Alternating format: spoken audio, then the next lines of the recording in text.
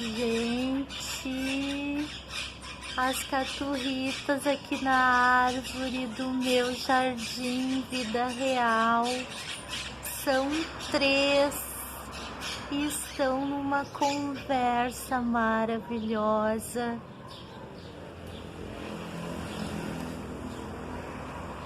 Lindas.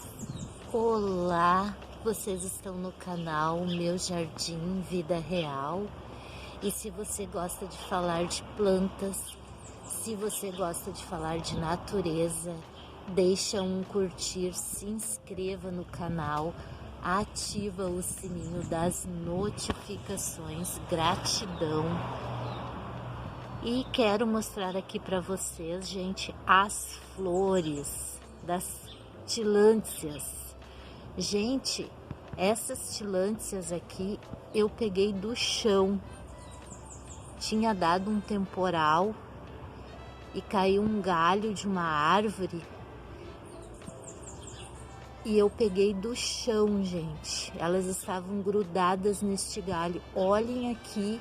Aí eu prendi elas aqui em uma tela que eu tenho aqui na frente. E olhem aqui, gente, o tanto de flores que elas estão abrindo. É um vídeo bem rapidinho aqui só para mostrar para vocês. Olhem o tanto de botões aqui que vão abrir. 1, 2, 3, 4, 5, 6, 7, 8, 9, 10 botões aqui que estão para abrir. Essas plantinhas maravilhosas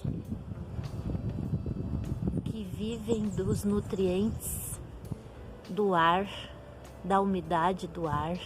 Coisas lindas. E aqui tem duas que abriram flores que eu vou mostrar para vocês. Olhem a delicadeza, gente, desta planta. Que coisa mais linda. Elas abrem aqui, ó. A haste floral vem ali central. Elas são da família das bromélias. Olhem a delicadeza, gente. Olhem a delicadeza dessas florzinhas.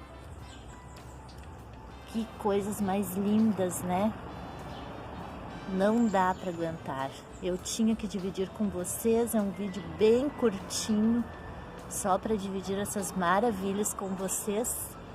E quem disse, né, gente, que no inverno não abrem flores? Abrem sim. E as mais delicadas, olhem só, coisa mais querida. Até o próximo vídeo, e nos próximos vídeos terão mais flores aí para vocês verem aqui do meu jardim vida real. Beijos.